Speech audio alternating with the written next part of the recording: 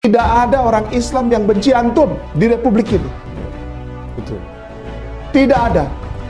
Toleran dan sayang serta memuliakan Isa ibnu Maryam itu tidak ada yang lebih daripada umat muslim. Tidak ada. Kita tidak pernah bikin Yesus telanjang di atas salib, tidak. Orang muslim yang kasih hadiah khusus buat maminya Jesus, namanya Maryam, satu surat khusus. Orang Kristen percaya bahwa Yesus adalah Tuhan dan Juru Selamat. Kita orang muslim yang kasih hadiah buat opanya, bukan cuma maminya, opanya Imran. Karena guru-guru kita tadi kan belum pernah menjadi mereka. Kalau saya kan pernah jadi anjingnya mereka. Nah, ini kan nilai empirisme yang memang tidak pernah mungkin terbongkar ya. Ini sudah. Tapi saya menyampaikan kebenaran saya yang hak di dalam iman dan Islam. Dan framing itu begitu memuakkan dan menjijikkan atas iman dan Islam. Sangat menyedihkan dan membuat saya kadang nangis. Saya kadang nggak bisa tidur. Saudara-saudara saya berani, saya tidak takut, bukan berarti saya nantang. Tidak. Tetapi ini pegangan iman saya. Ini giroh saya untuk menyatakan sebuah kebenaran. Kalau seorang Islam, dia tahu sebuah kebenaran dan dia tidak berani menyatakan, perlu dipertanyakan keislamannya. Lu Islam apa bukan? Lu Islam apa pecundang? Lu Islam apa pejuang? Pilihannya hanya di situ kok. Bismillahirrahmanirrahim. Pemirsa sahabat Ayasop yang dimuliakan Allah SWT, insyaallah jumpa lagi dengan saya Rizal Al-Fatih. Melanjutkan sesi kedua ini, kita masih ditemani orang yang luar biasa, Masya Allah, Ustadz Dr. Kainama, dan di samping kiri kami Ustadz Deddy Suradi. Beliau adalah pakar hukum insyaallah, dan keikhlasan gak perlu diragukan insyaallah. Apalagi yang di kanan kami, keikhlasan sudah sampai puncak Morowali, Ustaz ya, insyaallah. Dan kita akan melanjutkan masih pertanyaan seputar berikutnya ke Ustadz Deddy dulu, Ustaz. Ustaz, ini terkait dengan penangkapan Ustadz Yahya Waloni dari umat Islam dan yang apa? Kece. Nah, Muhammad Kece ini kan Murtadin Kece. Murtadin ya, penista agama juga, selisih hari. Seolah-olah ada tinjauan politik di sini, Ustaz. Ada umat Islam yang ditangkap, tapi yang murtad juga ada yang ditangkap. Ada timbangan, Ustaz. Silahkan, Ustaz.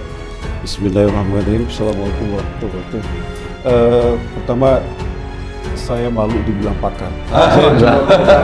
Kebetulan saya qadarullah, saya diberikan ini oleh Allah untuk jadi pengacara dan diberi kesempatan untuk membantu membela umat dan yang ulama gitu. Teman-teman kita yang terzolimi ya, insyaallah.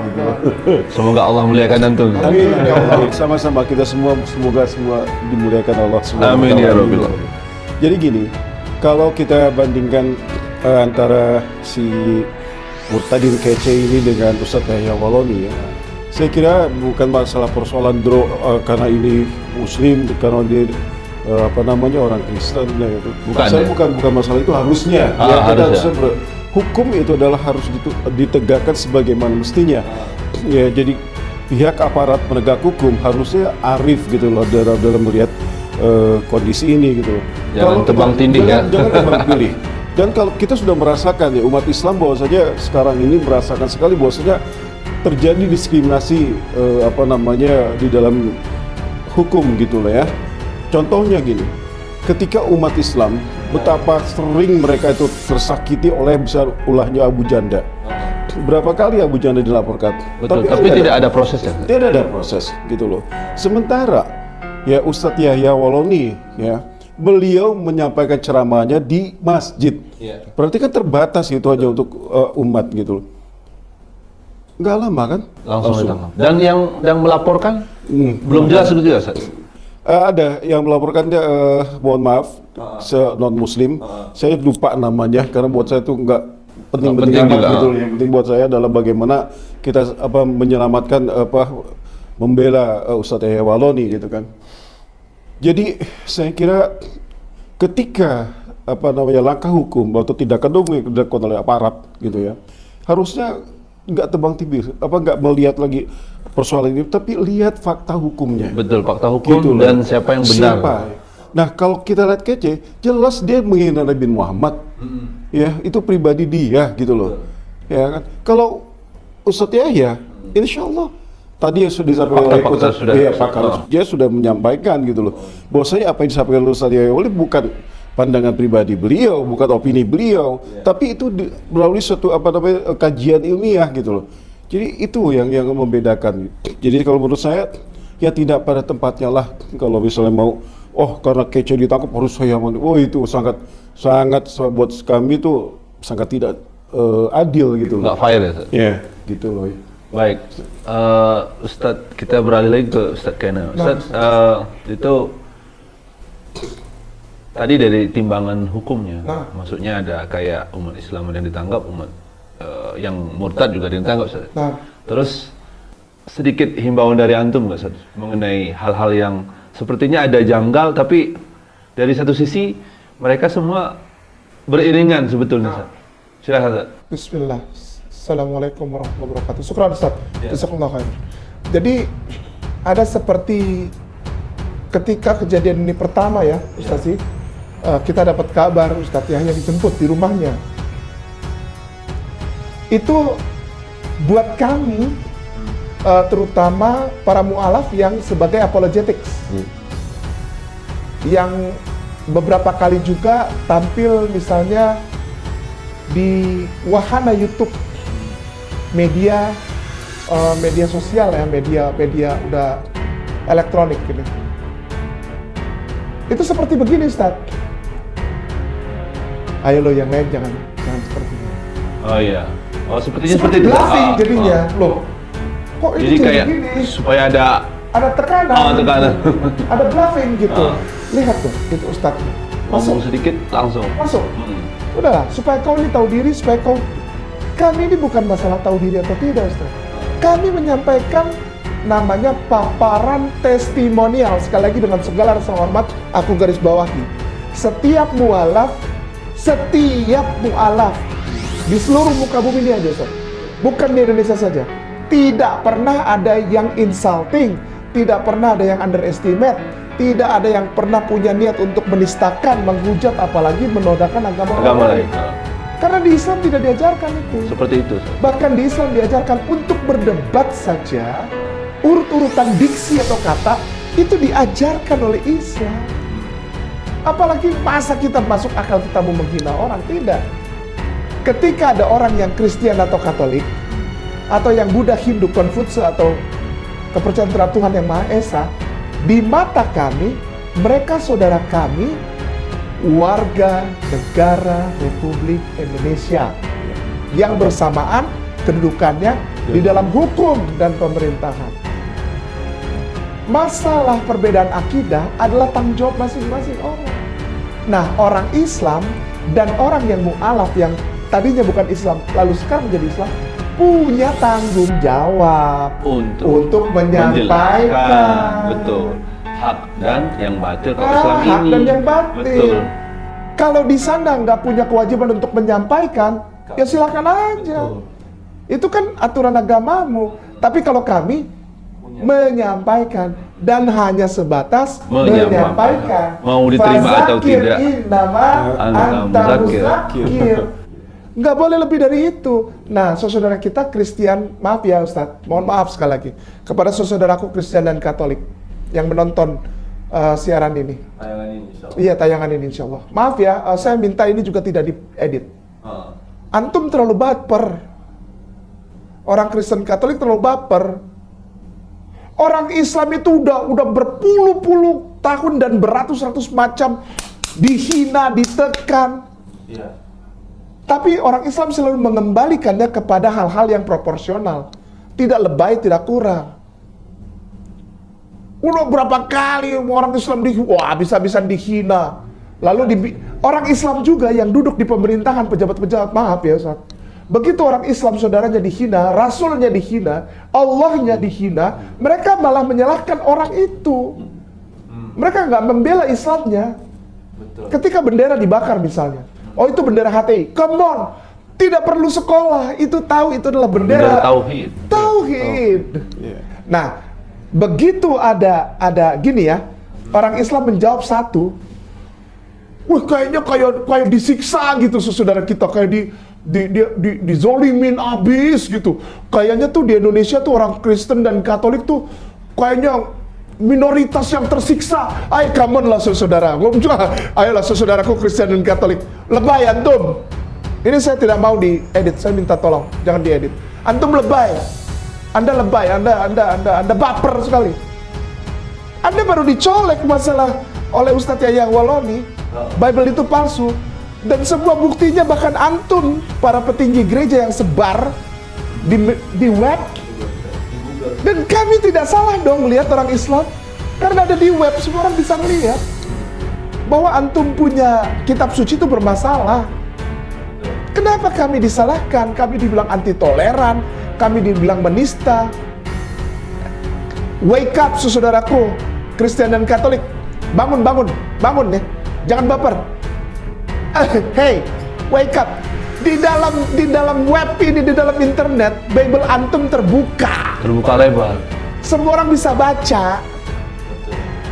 Jadi jangan salahkan kami ya. Demikian Ustaz. Ada lagi Ustaz, tambahan sebelum kita tutup? Ya, baik. Di sesi kedua ini, insyaallah. Barangkali begini, kepada semua, ya, terutama aparat penegak hukum, ya, hormatilah hukum, gitu loh. Hukum itu harus ditegakkan dengan cara berkeadilan, gitu. Saya kira kalau kita sudah gak mengerti hukum, tinggal tunggu hancurnya negara ini. Dan itu terus terang kita tidak mau. Kita mau adalah negara kita itu akan ditegakkan dengan seadil-adilnya. Ya, karena hukum adalah sebagai panglima dan dasar hukum negara, dasar hukum negara kita. Gitu. Negara berdasarkan hukum, bukan kekuasaan. Jadi tolong diingat itu. Ya, sehingga insya Allah kalau semua bekerja taat dan tunduk pada aturan, ya insya Allah nggak akan terjadi seperti kegaduhan itu. Ya, gitu. Cukup saja. Ada tambahan? Ada sedikit saja.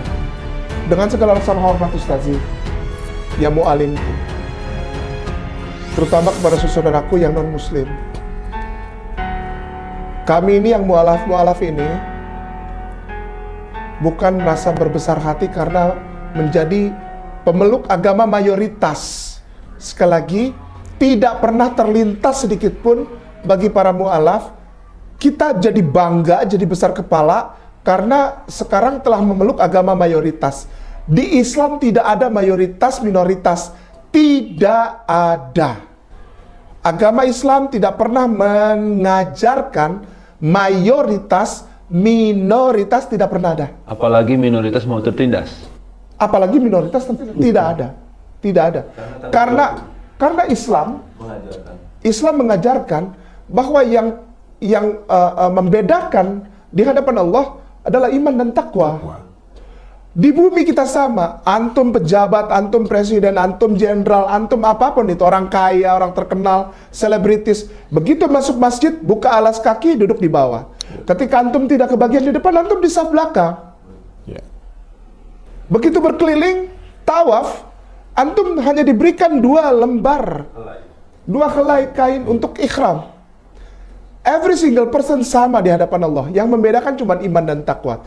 Kepada saudaraku yang non-Muslim, kita nggak pernah lihat antum berbeda. Sama.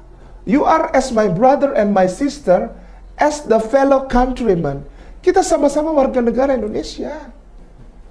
Jadi jangan pernah melihat ada satu sisi, begitu ada yang ngomong bahwa Bible palsu. Jangan salahkan orang itu, tanyakan dulu. Antum dapat, Anda berani berkata bahwa Bible palsu, dasarnya apa? Kasih lihat kami. Kalau antum nggak mau dilihat, saudaraku tersayang yang kucintai, Kristen Katolik, ya, kejadiannya nanti kayak gini. Justru semua orang akan tahu dan semua orang akan search. Internet itu every single person can read it and can see it. Antum yang rugi, ya. Ini rahmat dari Allah kepada Ustadz kita Yahya Waloni. Dia dipakai oleh Allah sebagai pembuka pintu supaya orang tahu Bible itu apa. Jangan sampai antum nanti yang melaporkan, antum yang mempermalukan agama antum. Ya, jangan gitu. Tidak ada orang Islam yang benci antum di republik ini. Tidak ada. Toleran dan sayang serta memuliakan Isa ibnu Maryam itu tidak ada yang lebih daripada umat muslim. Tidak ada. Kita tidak pernah bikin Yesus telanjang di atas salib, tidak. Kita yang bikin Yesus itu tidak mati, kita. Orang muslim yang kasih hadiah khusus buat maminya Jesus, namanya Maryam, satu surat khusus. Orang Kristen percaya bahwa Yesus adalah Tuhan dan Juru Selamat. Kita orang muslim yang kasih hadiah buat opanya, bukan cuma maminya, opanya. Amram, Imran, Ali. surah Al-Mulk. Surat Al-Imran. Kita ada. Antum kemana aja? Antum kemana aja? Lalu ketika kita bilang Bible ada problems di dalamnya, antum marah. Bilang tidak toleransi dan penistaan. Islam ini dinistakan berapa ribu kali? Come on, my brother and sister. Kita sebagai orang Islam dinistakan habis-habisan.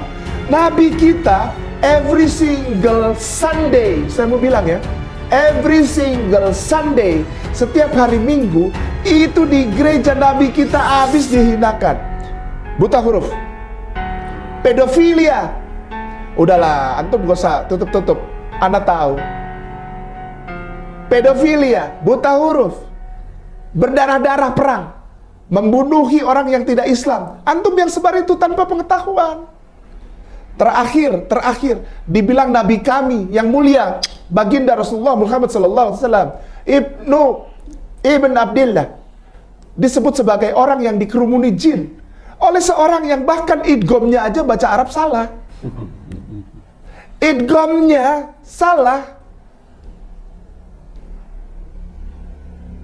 Kami tidak pernah memandang antum berbeda, hai saudaraku, Kristen Catholic. Buat kami, you all, my brother and sister. Kita sayang antum. Kita sayang. Dan tidak ada yang sayang kepada antum sebagaimana umat Islam sayang kepada antum. Tidak ada. Barakallah, Fadl Ustaz. Taib, pemirsa Ayah Sofia yang di mana saja berada, insya Allah sudah sangat jelas sekali pemaparan dari Ustadz kita, Ustadz Kainama dan Ustadz Didi Surhadi tadi. Semoga dari penjelasan ini banyak yang memberikan membuka hati, ya Ustadz ya, membuka hati bahwa kebenaran adalah milik Allah dan bukan kebenaran milik individu. Dan semoga saudara-saudara kan yang Kristen mendapatkan hidayah dari Allah SWT. Amin. Baik, kita tutup karena sudah larut malam. Insyaallah kita akan sama-sama pulang. Kita tutup dengan doa kafaratul majelis. Subhanakallahumma wa bihamdika asyhadu an la ilaha illa anta astaghfiruka wa atubu ilaik. Assalamualaikum warahmatullahi wabarakatuh. Waalaikumsalam warahmatullahi wabarakatuh. Assalamualaikum warahmatullahi ta'ala wabarakatuh. Sahabatku yang dimuliakan Allah Subhanahu wa ta'ala, dalam surat At-Taubah ayat 60 Allah berfirman, innamas shadaqatu lil fuqara'i wal masakin wal 'amilina 'alaiha wal mu'allafati qulubuhum. Dalam ayat itu Allah menjelaskan bahwasanya salah satu asnaf yang mesti dibantu dan mesti kita tolong adalah mu'allaf, atau orang yang hendak kita lunakkan hatinya. Mu'allaf kerap kali dalam prakteknya mendapati persekusi dari keluarganya. Mereka kerap kali diusir dari rumahnya. Mereka kerap kali mendapatkan kondisi yang sangat sulit. Oleh karena itu, seyogianya di sebuah tempat atau sebuah wilayah itu harus ada tempat untuk mereka bisa bernaung, untuk bisa mereka menimba ilmu, untuk mereka bisa tinggal sementara sampai kondisi mereka betul-betul baik. Yayasan Bina Mandiri dan Pemberdayaan Umat Al-Muhtadin ini adalah yayasan yang meskipun baru tapi punya cita-cita yang mulia. Mereka ingin melindungi, menjaga para mu'allaf ini. Apatah lagi yayasan ini didirikan juga oleh seorang mu'allaf. insya Allah mereka punya niat yang mulia dalam waktu dekat ini untuk membangun sebuah RSM atau kepanjangannya adalah Rumah Singgah Mu'allaf. Rumah Singgah Mu'allaf yang mungkin kita kurang familiar mendengarkannya karena masih kurang. Inilah yang mereka cita-citakan. Ada rumah singgah di mana mereka mu'allaf itu yang seperti saya katakan di awal tadi bisa menjadi rumah kedua mereka atau bahkan rumah utama mereka dalam menjalankan atau mengukuhkan akidah-akidah mereka. Saya minta kepada antum semua untuk ikut membantu, berapapun nilainya insya Allah akan bernilai pahala di sisi Allah Subhanahu wa Ta'ala. Terima kasih saudaraku sekalian yang tergerak hatinya, yang sudi membantu. Kalaupun misalnya tidak dapat membantu secara harta, Anda bisa bantu sebarkan pesan ini. Semoga Allah Subhanahu wa Ta'ala memberikan keberkahan dalam kehidupan antum, dalam rezeki antum. Wassalamualaikum warahmatullahi ta'ala wabarakatuh.